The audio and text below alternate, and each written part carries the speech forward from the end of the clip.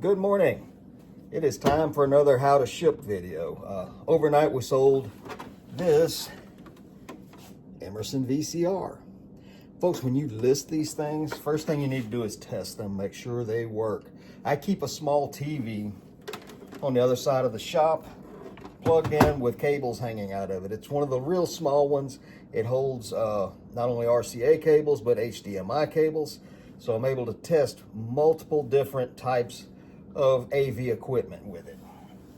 So test it, make sure it works, give it a good wipe down. If you have them, run a head cleaner through it, test it, make sure that it plays videos. So, and the next thing you need to do when you list these is you need to add value, and here's how.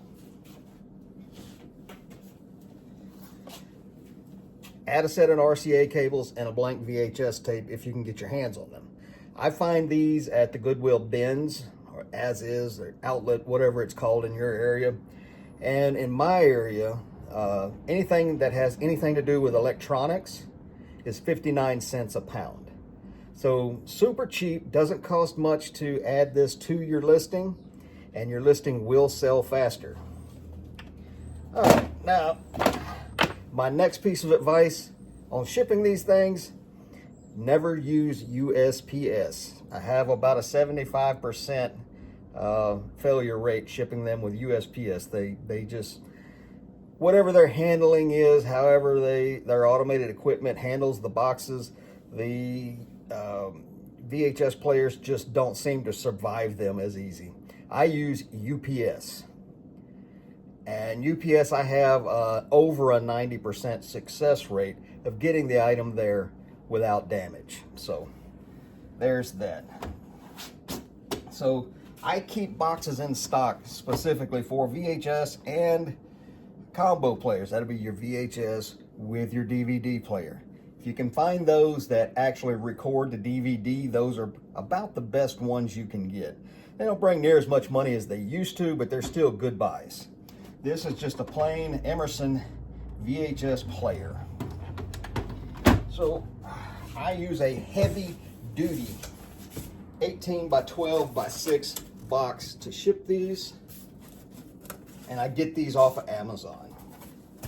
Just plug in 18x 12x 6 shipping box, and you should be able to find some pretty easy. So let's get this thing packed up. As always, folks, use a quality packing tape and don't be stingy. I like to seal the box and then put a piece over the ends of the flaps. This actually adds rigidity to the box.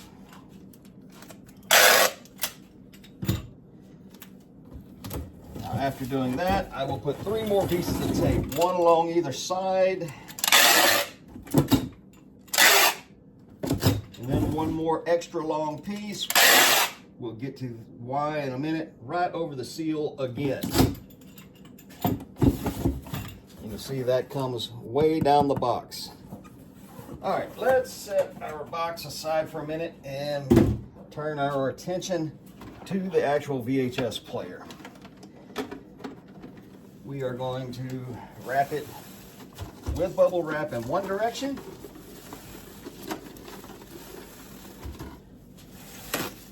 At least 2 to 3 layers. As always, we're going to use masking tape to secure the bubble wrap. Then we are going to turn it 90 degrees and wrap it in the other direction. Again, using packing tape, or masking tape, I should say, not packing tape, to secure the bubble wrap. And we're going to put another couple of layers on it.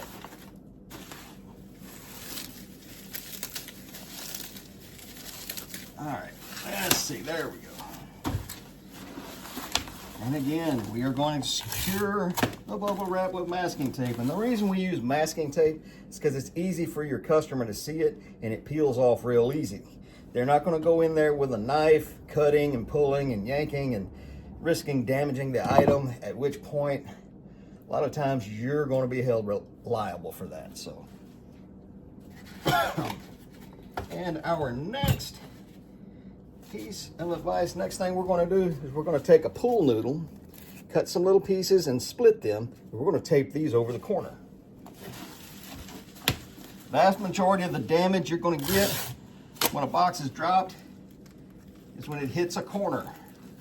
So we're going to add a little bit of security to the corners.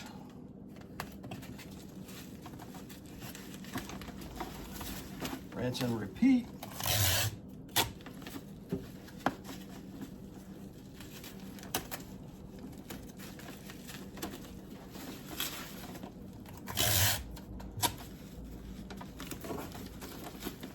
Now it looks something like this. You got a piece of pool noodle on each corner.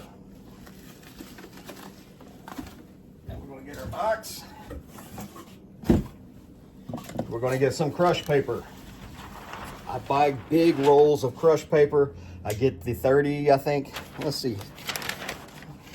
It's been a while since I've had to order the paper, but yeah, this is the 24-inch wide crushed paper, the longest roll I can get. I think this comes in at like 1,200 feet on the roll. And we're going to crumple it up, nest it in the bottom. Put our VHS player, center it up in the box. Then we're going to turn our attention to the tape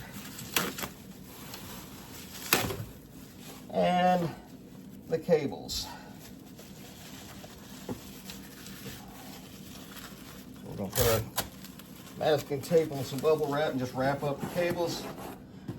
I'm going to do the same thing with the blank VHS.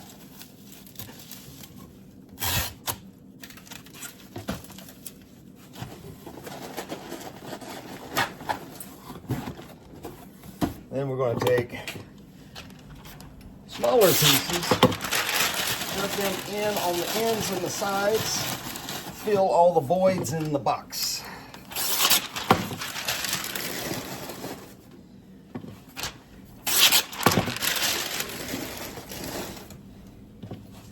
It is important that you fill those holes. Don't pack stuff super tight.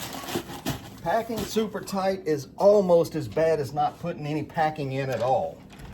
All right, we got the voids filled around the outside edges of the player. We'll put some more crushed paper on the top.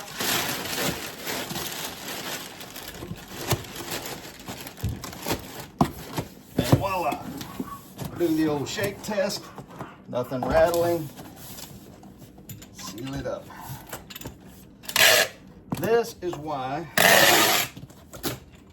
we put that extra long piece on the bottom, because tape seals to tape better than any other surface. So now we have tape to tape going all the way around the box. Tape up the ends. Remember, that adds rigidity to the box.